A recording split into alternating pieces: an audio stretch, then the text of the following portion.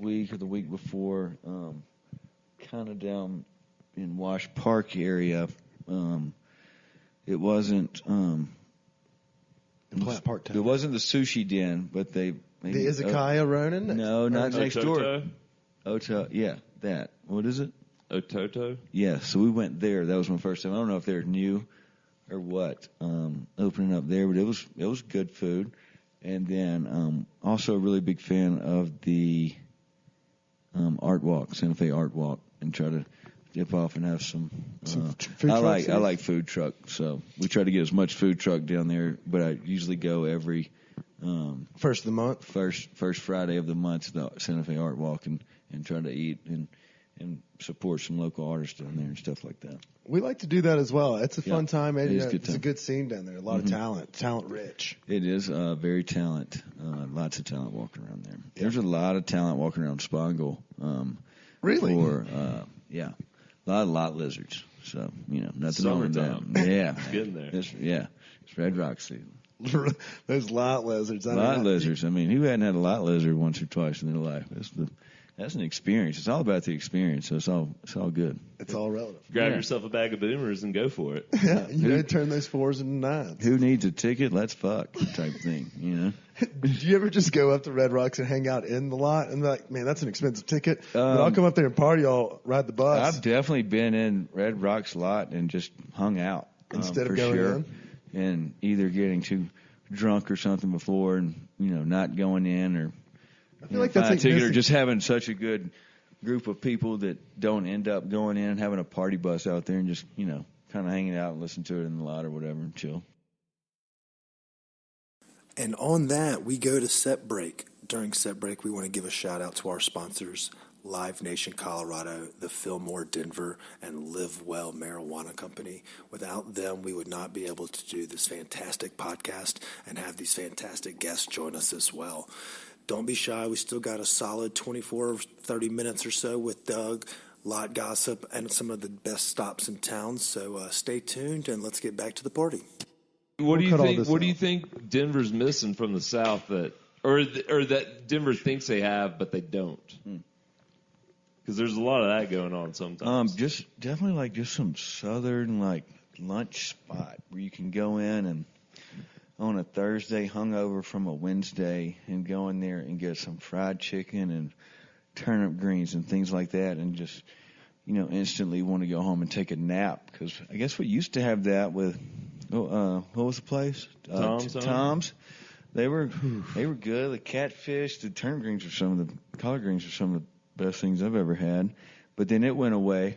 And so we definitely missed that. But I feel like, I don't know if there's really anywhere that kind of. I think the barbecue like scene. that. We don't have a real southern barbecue scene, even a good dry rub rib. I love our friends that are in the game and things. And we just had a new restaurant, Oakwood or whatever it's called, opened up down in Rhino. So that's Teach Store. Owlbear barbecue out there. Is that Owlbear? No, that's not what I was thinking. Is the southern place still open that we went that day and had all the rosé? Did they even make it? No, so they closed. Yeah, so it's like, I just feel like that, just some southern comfort food. And I don't know, man. I just don't. Right? It doesn't have to be any fancy. No, not fancy at all. I just think that, I wish that it was enough of us that, could pull together and do something where, man, all you had to do is have something from, Mama's cookbook or something and make just make Julia Child's the fuck good. Out of it. I want a cafeteria tray that you load up, and then you also at the end of the line in a styrofoam little bowl or something. There's a banana dessert pudding that you add or a pecan pie. So but my favorite place to eat like that back home or whatever is in Madison, Mama Hamill's. Oh man, that buffet is unhealthy as fuck. I think that's the best lunch place maybe in America. For me. We had a place in Birmingham called Nikki's West, but in Dothan, where I grew up, we had a place called the Square Cafeteria, and that shit was legit. Yeah, anything like what you said, like a tray like that. I mean, that's just But usually that implies Cisco-based products, and here. Chris is usually the one that will he'll look at me with like all these judgment eyes when I come in with fast food. He'll just be like, can't believe you eat that shit. Yeah. But like, it's not actually like good. Like they're not, I think we're overthinking some of it. Like the green beans are just like, they're always like kind of mushy, kind of broken in half, but that's part of it. Like I know it's not good food, but it's like, God damn it, just give it to me. And it was gas station pizza or gas station fried chicken and pizza sticks that would get my wet willy. Like you can't find a pizza stick out here. Do y'all remember those things? They were like fried, long little. Sticks. You don't remember? Yeah. A pizza stick? You didn't like a pizza stick? I'm trying to think of some other places though that I've been out to eat that I really enjoyed. Let's see here. I forget what else we asked people. Okay, here we'll give you some ideas. We kind of narrow it down for you. Cheap Eats. Cheap Eats. Favorite place to get under, we usually say $10, but that's becoming unrealistic. Yeah, I don't even know if that's possible anymore. So we got to change it to like 15 or under $20 for, what's your Cheap Eats go-to for the bang for the buck? La Boheme. Yeah. Some sort of Vietnamese restaurant kind of down the street from my house or something like that. So you live down in the burbs? Yeah. Down in the burbs, South Den, represent. You live next to that lazy river, don't you? I do. The only lazy river in Denver. Is that Jim and Nick's right there? Does that play? That's a bar. It shut down, and they have recently been doing work to it and about to open it up to be something else. I'm not sure what yet, but I think that's definitely on the up. Man, that's two restaurants y'all have lost in that neighborhood in coming months. Morning Collective just turned into a taco spot. Isn't there a Jewish deli? Oh, man. Okay, I'm sorry. I'm glad that you deli. brought that up. The Bagel Deli. You can walk to that from my house, and I go there often, anywhere from going in there for breakfast to, a bomb club sandwich for lunch, or just going in there pastrami. or like buying a bunch of, a tub of chicken salad or whatever with some bagel chips and bringing it home. Just so good. Yes, the Bagel Deli is so good. That is a good. There's also another one that's down the street. You mentioned chicken salad because I usually when I go to those Jewish delis, I try to stay, in their lane. Right. I've learned from Jewish friends like get the, so I get like the Reuben or the pastrami, whatever it is on rye. Yeah. And the matzo ball I can come around to, right. But the New York Deli News that's just down the street from that has a bomb-ass chicken salad that's not too runny. It's a lot of. They give you a lot of food. Yeah, they're also, stacked high. Yeah, and they've got a huge, just plethora. When you walk in or cashing out of just every flavored cheesecake that you can think of, and I've gone in there and bought slices of cheesecake. I've gone in there and bought whole cheesecakes. Like I'm a huge cheesecake fan, so. What's your go-to topping on a cheesecake? I really honestly just like plain, just plain regular cheesecake. I'm glad you didn't say something like fucking coffee or anything. No, I just started drinking coffee in my life, but I don't like flavored ice cream or food, anything coffee. Like just I'll have some coffee in the morning, but that's it. That's a subtle jab at last week. I was outnumbered on the podcast. They were making fun of me for my shitty taste in ice cream when they all liked. I just said I do like coffee flavored ice cream. Oh yeah, I was outnumbered on terrible flavors. Well, it's Bluebell or bust, but I do like the local. God, yeah. What's your Bluebell flavor? Again, I like just some homemade vanilla, but cookies and cream. They just came out with a new one. I'm sorry, it's called something two-step or something. It's I thought you were going to say key lime pie. No, it's dang, what is the name? Carlos, it's called Cookie Two-Step, I believe, and it's in a very cool, like royal blue tub or whatever. So, and it's vanilla ice cream with chocolate chip cookie dough and cookies and cream all in one. So. That's going to be a stoned appetit. I think it's Cookie Two-Step. So check that one out. That's my new flavor of the summer for sure. I think one of my favorite Bluebell flavors is the butter pecan. That shit is real fucking good. They don't make a bad flavor. No, they don't. They definitely don't. Where was this help last week? Damn. I said I like a key lime pie. It was a flavor they had pre-listeria. Mm-hmm. So we finally just got it back. I was worried about that. I'm just glad it came back because they messed something up. I don't know It was off the shelves for a little while.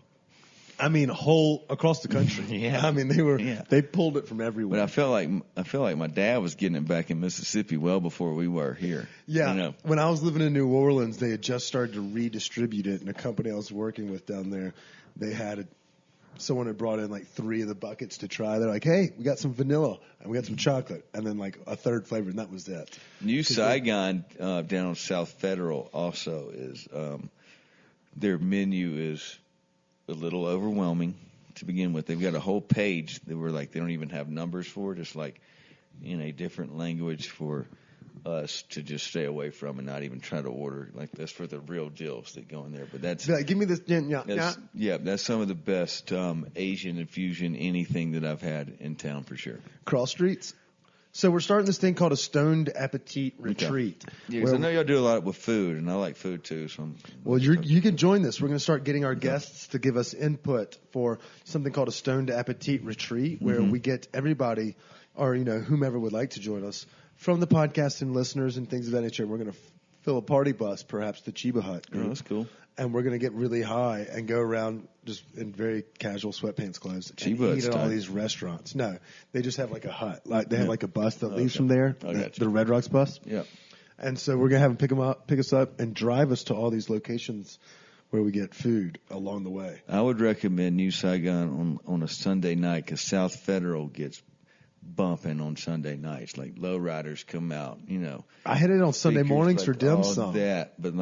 But South Federal on a Sunday night is next level. That's when you want to go on South Fed is Sunday night. Is that kind of like? Are you talking about like in the southern state streets like that? The Mississippi's, the Louisianas, the Floridas? Yeah, it's somewhere because I used to 496 down there around South Federal and Mississippi-ish, somewhere down there. That's like where the Star Kitchen is. Yeah, and but New Saigon's right down there too, and it is it's really really good. All right. So, Aubrey, we're going to add that one to the list. We're starting to build a nice little one. Maybe once we get 10 stops, we're just going to do it. I don't think we're going to sell tickets, but we're going to try to sell tickets.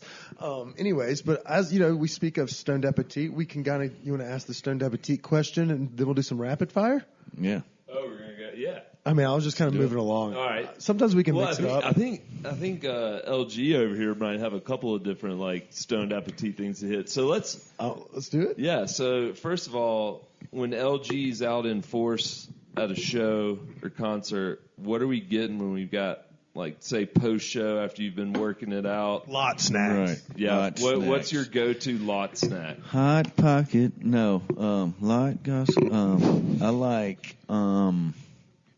See, I like to. Okay, so if let's say we're doing like a fish sticks or something, everybody's coming to town. You got friends and stuff like that. I'd like to cook a lot, or go down the street or whatever and like get food in. So like I'll make like a big tub of like tuna salad, or something like that, and I'll try to stock the fridge with easy things that you can eat throughout the weekend, so people can just kind of graze, do it, and then also order some local pizza or whatever around. But I try and usually we get we'll either go by like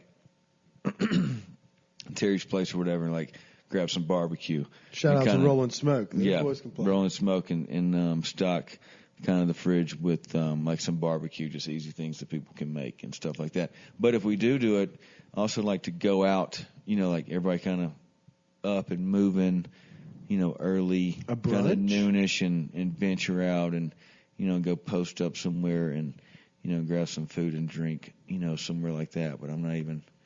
All right, so let's say it's a non-show week. Yeah. You had a long night out at the bar. What are you coming home, and what's your go-to snack before you're like maybe your gluttonous, Stoned Appetit snack of the night? Guilty pleasure. Is it a guilty pleasure if you don't have any guilt at all? Guilty pleasure, yeah. I don't even Pleasure know. You shouldn't be guilty about it. It makes you feel good. Except for auto asphyxiation masturbation. Got to be careful. Yeah, that's why you got to always have a spotter. Buddy system. Life lesson. Yeah, spotters apply for more than just boomers. If you also like to jerk off with a belt around your neck, you definitely want a spotter for that. Rest in peace, the guy from Kill Bill. Yeah, I like that. But usually maybe try to eat with the belt around my throat or something like that, too. I can muscle down that way. See if I can feel it in my toes or not. I'm not sure.